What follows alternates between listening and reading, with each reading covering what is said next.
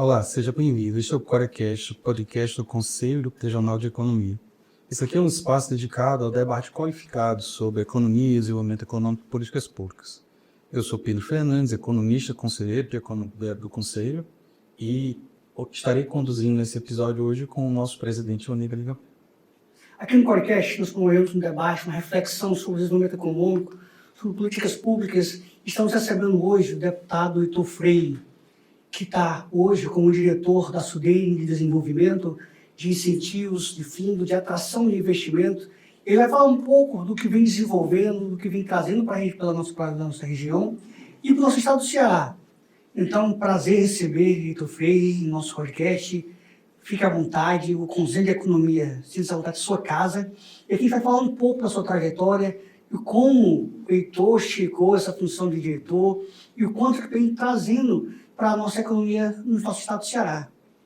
Presidente Vandermeer, Pedro Fernandes, eu que agradeço o convite de todo o Conselho Regional de Economia em se fazer presente hoje nesse debate e nessa conversa, falando de desenvolvimento regional e economia. Eu tenho visto o trabalho que vocês têm feito, importantíssimo para melhorar a economia, não somente o profissional economista, mas em contribuir com melhorias para a economia em todo o estado de Ceará. Então, parabéns e agradeço o convite do Conselho estar aqui hoje. Podem contar comigo sempre, estamos juntos aqui para contribuir com esse debate no desenvolvimento econômico regional. Deputado, olhando para a trajetória recente da economia cearense, qual o desafio que o senhor considera, na sua avaliação, o mais urgente? Hoje, eu acredito que não seria somente um, porque um puxa o outro. Então, em todos os temas que nós podemos debater, são pilares que um depende do outro. Quando você olha a segurança jurídica para as empresas se instalarem aqui no Ceará, a falta de continuidade de política pública de Estado, não somente de governo. De governo porque mudam-se os governantes a cada 4 anos. Então entra um presidente, entra outro governo que está desalinhado com o governo federal, um prefeito que era da base e não está mais. Isso tudo traz insegurança política, porque uma empresa que chega hoje no nosso estado, ela precisa de tratar com o município, porque aí ela tem impostos estaduais que ela trabalha a longo prazo, aí o prefeito que tinha um determinado incentivo que muda, se desalinha com o governo. Então a segurança jurídica hoje é um tema que as empresas olham bastante, porque quando elas vêm para o nosso estado com grandes investimentos, a gente fala de bilhões. Então o equilíbrio dela também é com anos. Então, segurança jurídica. E quando a gente fala de segurança jurídica, as empresas também consideram a segurança normal, que é outro debate que influencia sim na economia, influencia como as empresas vêm se instalar ou não. A mão de obra qualificada também é assim, algo recorrente. Você olha da construção civil, faltam níveis técnicos, ao agronegócio, faltam níveis técnicos para trabalhar no dia a dia na vida do campo. Então, a mão de obra qualificada também é outro tema. E são pilares, mas eu diria que hoje a segurança jurídica, a sensação de segurança pública, a mão de obra qualificada, talvez são entraves ali que têm afetado um pouco as estratégias de crescimento aqui do nosso estado do Ceará. Heitor, quando a gente começa a olhar a sua trajetória, quando a gente começa a analisar a sua carreira dentro do ambiente político, no setor público, a gente percebe a sua participação muito forte em trazer recursos para o Estado, desenvolver a nossa região, promover a geração de emprego e renda. Hoje, a gente consegue avaliar, como se avalia a sua participação hoje dentro da SUDENE? A SUDENE, hoje eu estou na SUDENE como diretor de fundos, incentivos fiscais e atração de investimento. A SUDENE, que é a Superintendência de Desenvolvimento do Nordeste, claro que todos vocês, economistas, conhecem bastante esse tema por conta de Celso Furtado, grande economista, estudado nas disciplinas de economia e também em outras áreas também. Celso Furtado sempre contribuiu, que fundou a SUDENE, ela em 59, e trouxe toda essa ideia de política pública para equalizar o Nordeste com o restante do país. Então, até os dias de hoje, essa política pública ecoa. Portanto, a SUDENE é um órgão colegiado. Então, nós temos ali praticamente 4 diretorias, do diretor superintendente, a planejamento, a administração, e a nossa de fundos e incentivos, que está diretamente relacionada com a vinda, a chegada de empresas na nossa região. Quando eu cheguei na SUDENE, em 2023, estou quase há 3 anos na SUDENE, daqui a pouco também me despedindo da SUDENE nos próximos meses, mas quando cheguei na SUDENE, nós tínhamos ali uma diferença de gestão que era impactante. A SUDENE quase sumiu nos últimos anos. Você chega hoje na rua, nos municípios, é comum as pessoas perguntarem: a SUDENE ainda existe? Porque ela foi perdendo espaço. E nos últimos anos, praticamente ela desapareceu, porque colocaram um gestor que tinha uma mente totalmente diferente, vinha do ambiente militar, um general, e ele se dizia apolítico, esse que não promovia, que não gostava de política. E aquilo foi escondendo um pouco a SUDENE foi perdendo espaço, outras instituições, como o Consórcio Nordeste, foram sendo criadas para criar uma melhor articulação política entre os governos estaduais do Nordeste com o governo federal. E aquilo tudo foi escondendo. Mas assim, a trajetória do SUDENE não foi só no último governo. É desde Fernando Henrique que ela vem perdendo espaço. Mas, obviamente, no último governo a gente viu a SUDENE quase desaparecendo, né? E quando cheguei à SUDENE, há quase 3 anos, nós tivemos que fazer esse trabalho do início, em conversar novamente com os governos estaduais, isso sem qualquer tratativa política ideológica. Quando a gente fala de política, é da boa política, de desenvolvimento regional, desenvolvimento econômico sustentável. Então, essa conversa foi feita. Nós tivemos grandes obras que estavam paradas. Se você olhar, por exemplo, a Transnordestina, que talvez hoje é a maior obra e que mais impacta o setor produtivo hoje no estado do Ceará, é a Transnordestina. Era uma obra que parou, estava parada desde 2014, 2015. E aqui eu não vou entrar em qualquer debate político nesse momento, mas assim, se você olhar em 2014, 2015, o presidente da Transnordestina era Ciro Gomes. E ela parou. A obra foi esquecida, parada. O TCU bloqueou. Por quê? Gestão da Transnordestina, porque a CSN é uma empresa privada. Eles tinham essa concessão. Então, assim, depois da obra separada, ela só voltou em 2023, quando entrou um cearense lá. Eu não posso dizer que eu fiz tudo, porque eu não tenho condições de fazer tudo, nem autonomia de fazer tudo, mas aquela harmonia da maestria de vamos trazer esse pensamento dos outros diretores da SUDENE, das outras instituições, como o Ministério Público, TCU, CGU, governos estaduais, esse alinhamento, eu tive uma participação muito importante naquilo. Isso é importante, Heitor, só te interromper um pouco, porque a gente mostra o antes do Heitor e depois do Heitor. Quando a gente começa a pegar os números da SUDENE nos últimos anos, a gente verifica o quanto que foi aportado de investimento para o estado do Ceará, o quanto de recursos que veio através de financiamentos, o quanto que o FNE, o Fundo Constitucional, cresceu na sua gestão, na sua diretoria, o repasse que veio para o estado do Ceará e para o Nordeste, tanto que hoje o FNE está dando só para mais de 52 bilhões de repasse.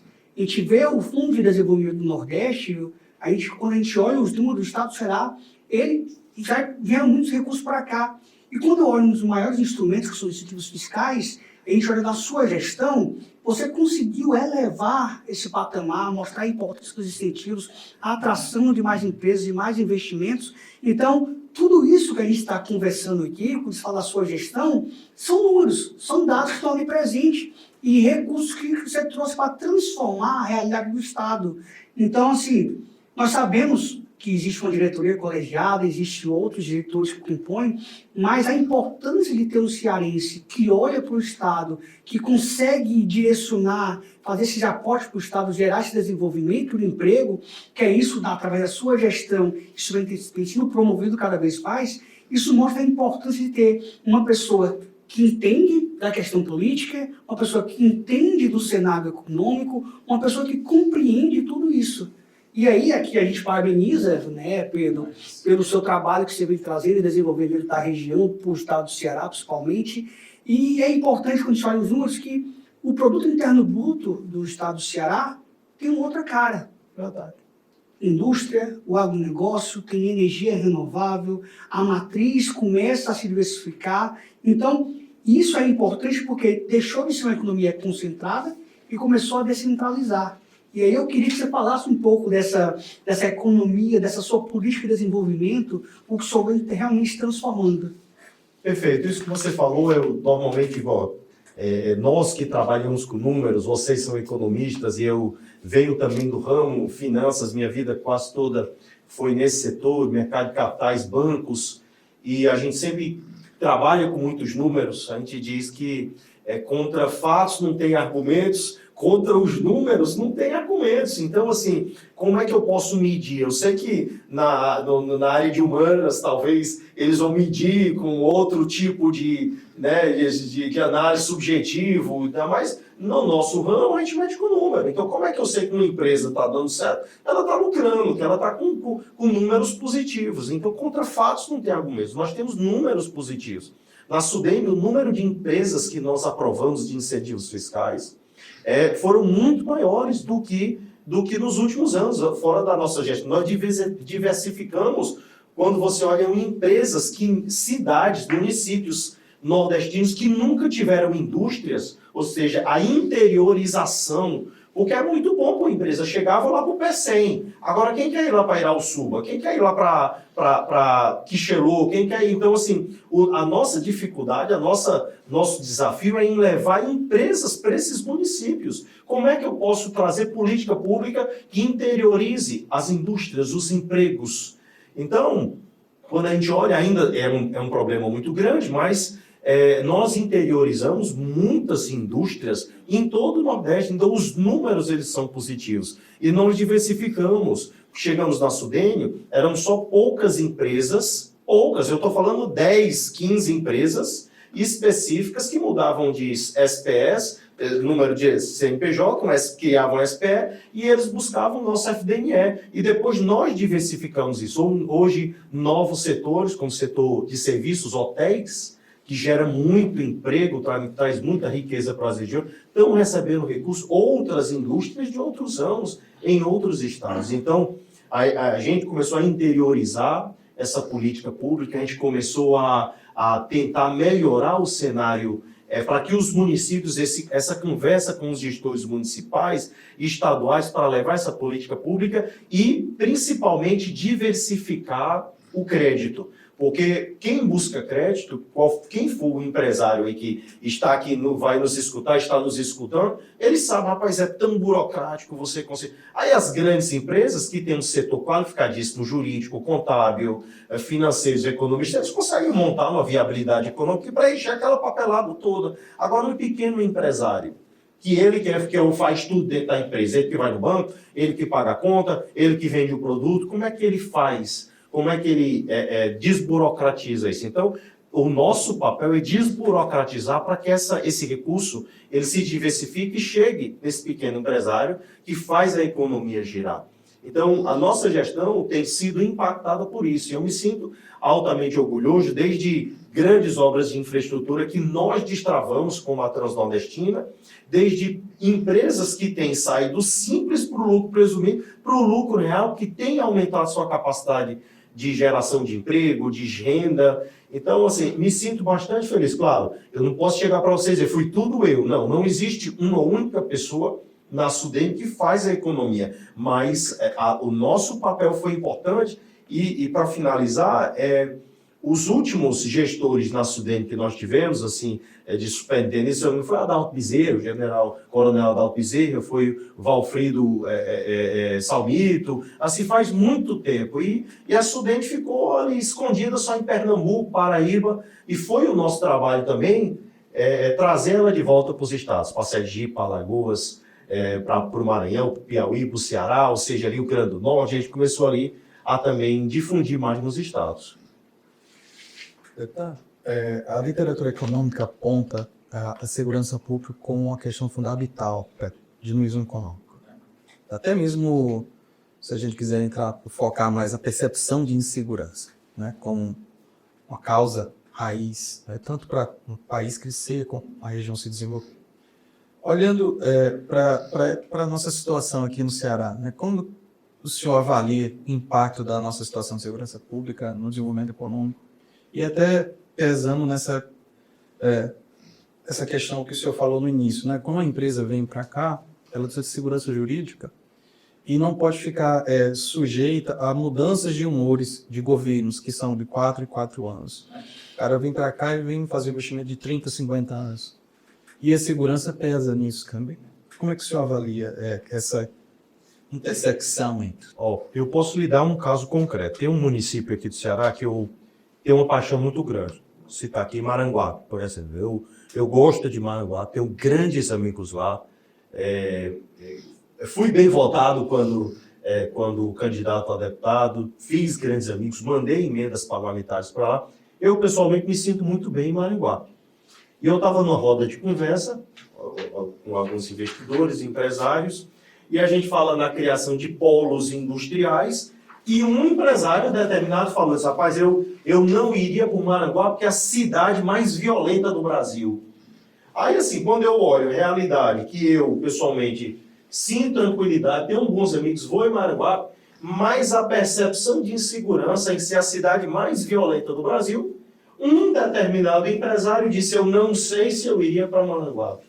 Então, assim, tem a questão da segurança, que, obviamente, os especialistas, as forças de segurança, os investigadores, não é a minha área, eu apenas sou um cidadão e a gente ocupa um espaço na política para contribuir de forma bem genérica com todos os temas. Quando eu era deputado, enviei recursos para a Polícia Militar, enviei recursos para a Polícia Civil, comprar armamento, comprar viaturas, tudo. Mandei para a Polícia Rodoviária Federal também, ou seja, a gente tenta dar a nossa contribuição.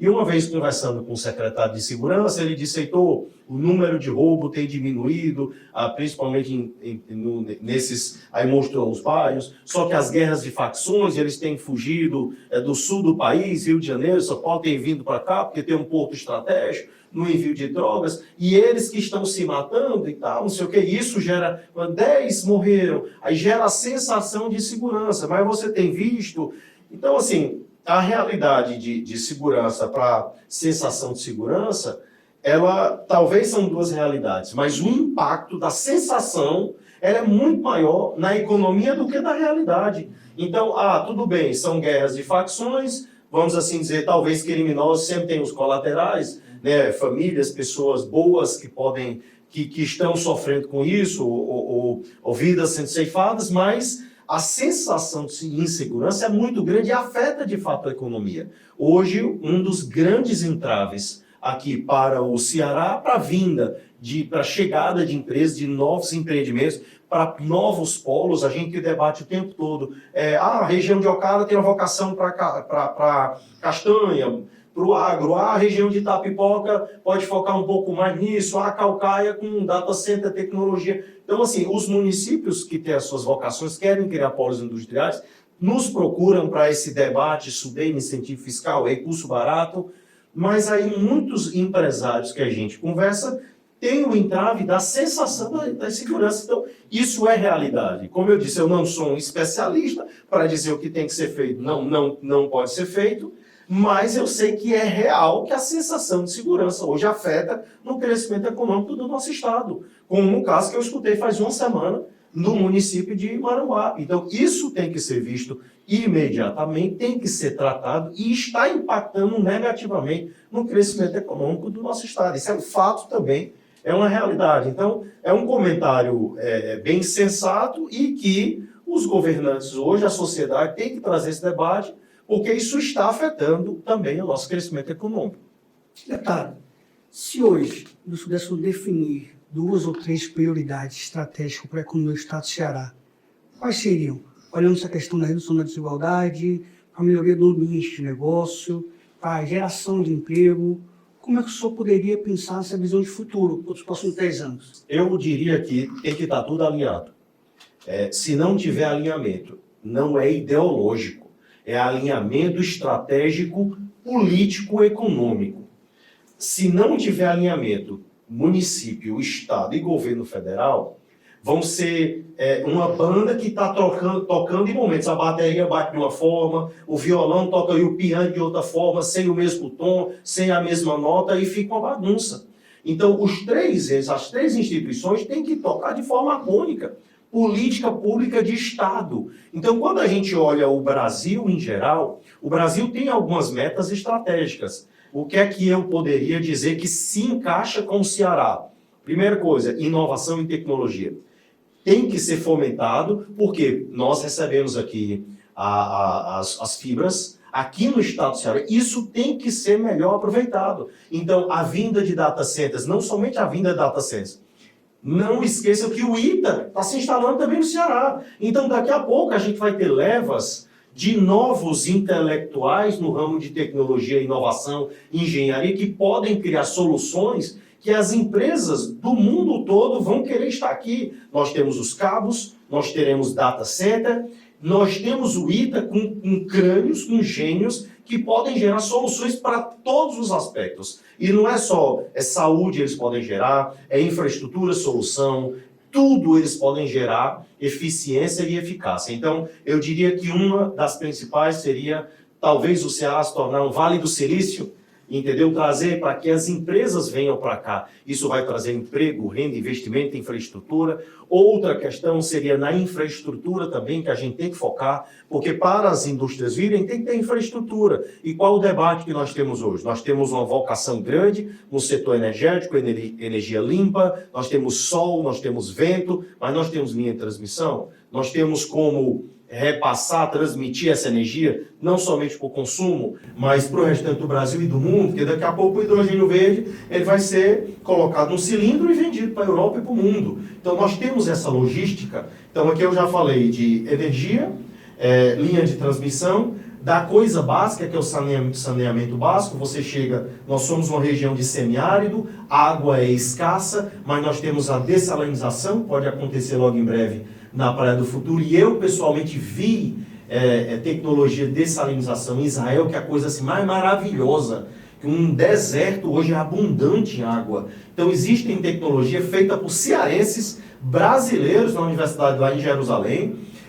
Esses crânios estão lá, foram para fora do Brasil, nós não captamos, mas que a gente pode trazer tecnologia para cá. Então, energia, infraestrutura, saneamento básico e outro ramo talvez importantíssimo, essa questão da energia, que é uma vocação que nós temos. Então, são setores estratégicos que o Ceará pode se alinhar com o Brasil, os municípios com o Estado com a União, e assim todos juntos com essa política de Estado fazer o nosso PIB crescer, gerar mais emprego, renda, e o Ceará de fato virar mar, como um dia o profeta disse, né? Que o sertão vai virar mar, um mar de oportunidades, um mar de riquezas, mar de empregos. Eu acredito nisso, e eu espero que logo em breve, em questão de menos de uma década, a gente veja o Ceará nesses patamares, ali brigando com grandes economias como São Paulo, Minas Gerais. Isso aí é um sonho que vai se concretizar, e eu tenho certeza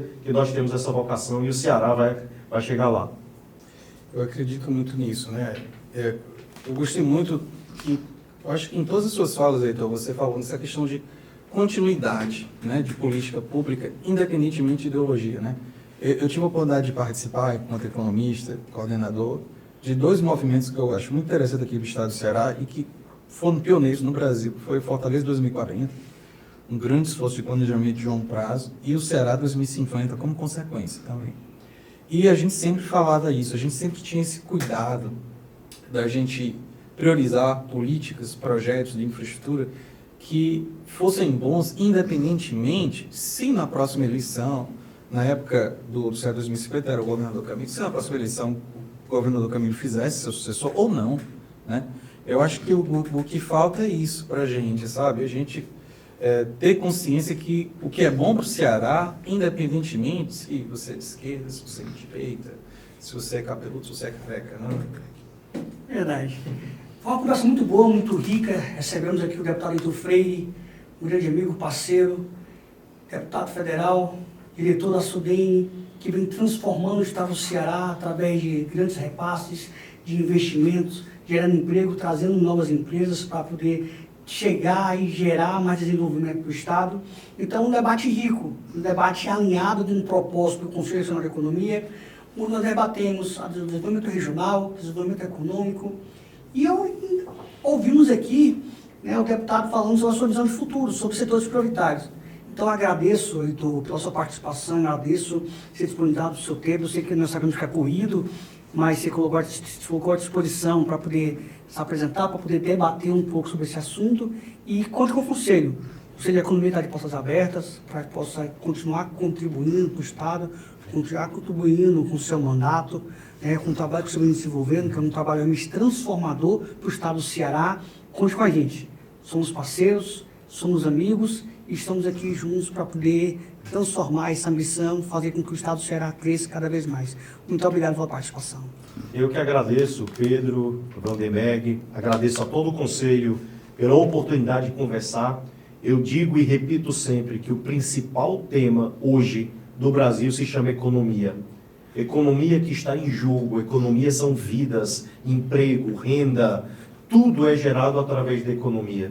Esse é o nosso tema principal, isso que a sociedade deve cobrar dos seus governantes, sejam parlamentares, sejam aqueles que ocupam um espaço em instituições, como hoje estou ocupando na SUDEM, na gestão da SUDEM. A sociedade deve cobrar cada vez mais políticas públicas econômicas que vão melhorar a qualidade de vida para o nosso povo. E o Conselho de Economia está alinhado totalmente com isso. Vocês são economistas, experts, vocês que entendem, que defendem não somente a profissão dos economistas, mas que defendem todo esse ramo acadêmico importantíssimo. Então, parabéns pelo Conselho, por estar junto da sociedade, das instituições, e vamos permanecer mais próximos, porque vocês são a fonte intelectual importantíssima que vai contribuir com o crescimento econômico sustentável do nosso Ceará e do nosso Brasil. Muito obrigado e parabéns a vocês. Mais uma vez, obrigado, deputado. É muito bom a gente que é economista, trabalha muito planejando política econômica, então quando a gente pode conversar com quem executa, isso é de uma riqueza impressionante, né?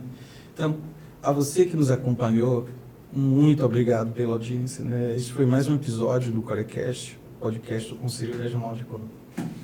Até a próxima. Abraço a vocês. Abraço.